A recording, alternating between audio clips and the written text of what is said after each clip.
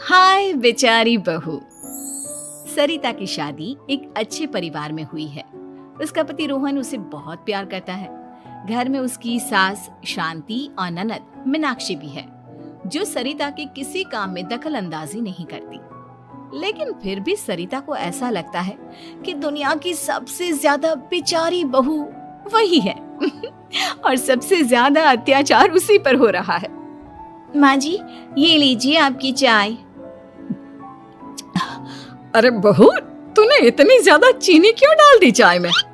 हाय हाय माँ जी, मैंने तो उतनी ही मीठी बनाई है जितनी मीठी आपको पसंद है। माँ जी, आपको तो मेरे हाथ की चाय अच्छी ही नहीं लगती। जब देखो कुछ न कुछ कमी निकाल ही देती हो। अरे बहू, तू एक बात के पीछे ही पड़ जाती है। मैंने ऐसा कब कहा कि तू रोज चाय खराब बनाती है? सरिता अपने कमरे में चली जाती है और फोन उठाकर अपनी माँ से बात करती है। हेलो माँ, कैसी हो आप? क्या कर रही हो? मैं तो ठीक हूँ, पर तू बता, तेरा मूड कैसा है? तेरी आवाज से लग रहा है कि कुछ तो हुआ है तेरे ससुराल में। अरे क्या बताऊँ माँ, यहाँ तो हर समय मेरे साथ बहुत बुरा व्यवहार होता है। मैंने अपनी सास के लिए इतनी अच्छी चाय बनाई, लेकिन मेरी सास चाय पीते ही मुझे 4 बातें सुना दी। बेटी, तू इतनी छोटी छोटी बातों पर ध्यान ही क्यों देती हो? तुम्हारी सास ने कुछ बोल भी दिया तो क्या हो गया? वो बड़ी है ना तुझसे। माँ ने इतना समझाया, लेकिन इस बात का सरिता पर कोई असर नहीं हुआ। अपनी बेचारी बहू की छवि वो बदलना ही नहीं चाहती। अगली सुबह सब नाश्ते के टेबल पर बैठकर नाश्ता कर रहे थे, तभी सरिता ने अपने पति से कहा, सुनिए जी, मुझे ना आज बाजार से कुछ सामान लेकर आना है। आज आप ऑफिस से आने के बाद मुझे लेकर चलना ना। भाभी, मुझे भी कुछ किताबें खरीदनी है। आप दोनों जा ही रहे हो तो मेरी किताबें भी ले आना। लो, अभी तो बात ही की है बाजार जाने की, तो एक फरमाइश आ गई। माँ जी, आप भी बता दो कुछ, और हाँ, मोहल्ले वालों से भी बोल दो अगर वो कुछ मंगवाना चाहते हो तो। बेचारी मीनाक्षी अपना सा मुंह लेकर रह गई। ये सब देखकर रोहन से चुप नहीं रह गया और वो गुस्से में बोला, सरिता, क्या हो गया है तुम्हें? मीनाक्षी ने तो सिर्फ किताबों के लिए बोला है। तुम्हें मीनाक्षी से इस तरह से बात नहीं करनी चाहिए। माफी मांगो उससे अभी। क्या? मैं माफी मांगू? दिन भर आपके घर के काम करूं मैं, आपकी और आपके घर वालों की बातें सुनूं मैं, और अब माफी भी मैं मांगू? ऐसा कभी नहीं हो सकता।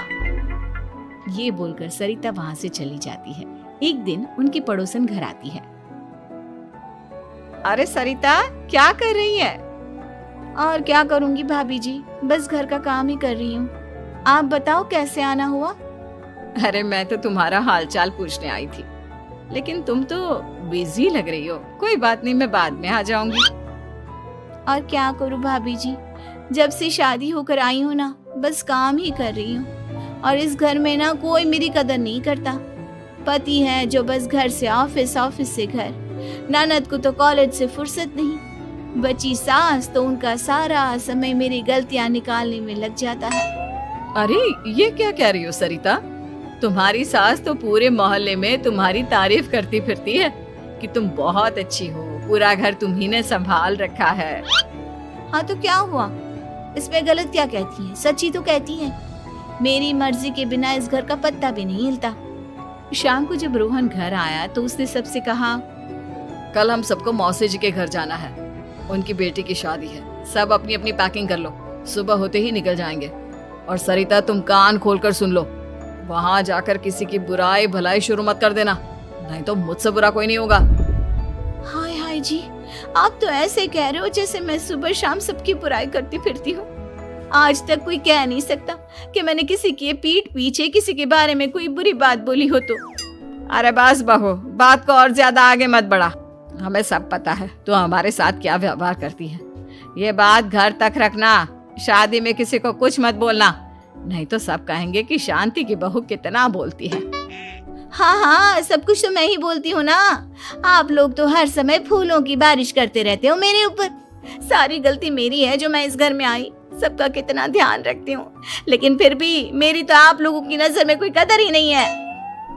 अगली सुबह सब लोग मौसी जी के घर पर चले जाते हैं। वहां पर शादी का माहौल होता है, सब जगह चहल पहल होती है, बहुत सारे मेहमान आए हैं। सरिता को वहां बहुत अच्छा लग रहा है। वो अपने मन में सोचती है, यहाँ कितना अच्छा लग रहा है, कितनी रौनक है। मैं यहाँ किसी से ज्यादा बात नहीं करूंगी। अगर मेरे मुंह से कुछ ऐसा वैसा निकल गया तो रोहन जी तो मुझसे गुस्सा हो जाएंगी। सरिता ये सब सोच ही रही थी कि वहां रोहन की कजिन साक्षी आ गई और सरिता से बोली, आप सरिता भाभी हो ना? जितना आपके बारे में सुना था आप तो उससे भी ज्यादा सुंदर हो। हाँ वो तो है, मेरी सुंदरता की तारीफ सब करते हैं। मेरे मायके में तो सब यही बोलते हैं कि रोहन जी की किस्मत बहुत अच्छी है जिन्हें मैं मिली। लेकिन आप कौन है? मैंने आपको पहचाना नहीं। मैं रोहन भैया की कजिन हूँ। आपकी शादी पर नहीं आ पाई थी ना, इसलिए आप मुझसे मिली नहीं कभी। शांति मौसी और मीनाक्षी आपकी बहुत तारीफ करते हैं। क्या कहा तुमने? मेरी तारीफ? कभी नहीं। मेरे ससुराल वाले कभी मेरी तारीफ कर ही नहीं सकते। मैं इतनी अच्छी हूँ, मेहनती हूँ, लेकिन उन्हें तो मेरी कदर ही नहीं। सारा दिन घर का काम करती हूँ, फिर भी मेरी सास ना मुझे सुनाती रहती है और पति भी मेरी सास की साइड लेते हैं। ना कभी बाहर ले जाते हैं, ना कहीं घुमाने। अगर घुमाने के लिए कभी बोल भी देना तो उनकी बहन बीच में आ जाती है। मैं कैसे रह रही हूँ उस घर में, ये मैं ही जानती हूँ। सरिता की ये बातें सुनकर साक्षी को बड़ी हैरानी हुई। अब वो हर किसी के सामने अपनी बढ़ाई और ससुराल वालों की बुराई करने लगी। रोहन और शांति को सरिता पर बहुत गुस्सा आया, लेकिन वो चुप रहे। अगले दिन जब वो अपने घर पर आए, सरिता, तुमने क्यों सबके सामने मेरी इज्जत का तमाशा बनाया? तुमसे बोला था ना कि चुप रहना।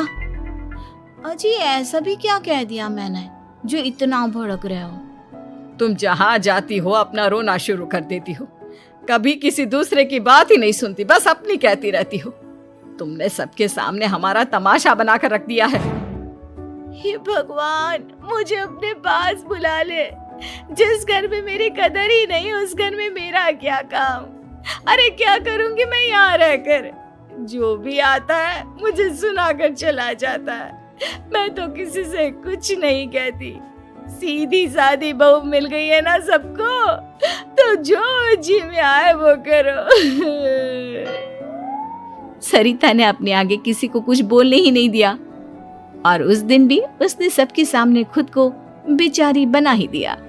अगले दिन मीनाक्षी कॉलेज के लिए लेट हो रही थी, इसलिए वो हर काम जल्दी जल्दी कर रही थी। अपना नाश्ता लेने किचन में गई और पतीले में रखे गरम दूध को गिलास में डालने लगी। दूध का पतीला उसके हाथ से छूट गया और गरम गरम दूध उसके हाथ पर गिर गया। ओए माँ, हाय मेरा हाथ, माँ मेरा हाथ जल गया। मीनाक्षी की आवाज सुनकर सरिता दौड़ती हुई आई। ये क्या किया तुमने? तुम्हें नाश्ता चाहिए था तो मुझसे बोल देती, मैं क्या मना कर देती? अब पता नहीं कितने दिन की मुसीबत पाल ली तुमने। सरिता मीनाक्षी को उसके कमरे में ले गई और उसका बहुत ख्याल रखा। उसका इस तरह से ख्याल रखना शांति और रोहन को थोड़ा अजीब लगा। माँ, सरिता के दिमाग का भी कुछ पता नहीं। कल शादी में सबको इतना कुछ बोल कर आई है हमारे बारे में, और अब मीनाक्षी की कितनी अच्छी देखभाल कर रही है। ये ऐसा क्यों करती है? बेटा, तेरी बीवी की ना आदत हो गई है सबके सामने खुद को बेचारी दिखाने की, और आदत इतनी जल्दी नहीं बदलती। जब ये बोलना शुरू करती है तो रुकने का नाम ही नहीं लेती, इसलिए इसे पता ही नहीं चलता कि ये किसके सामने क्या बोली जा रही है। लेकिन दिल की बहुत अच्छी है। हमें भी अपना दिल बड़ा करके ये जैसी है इसे स्वीकार करना चाहिए।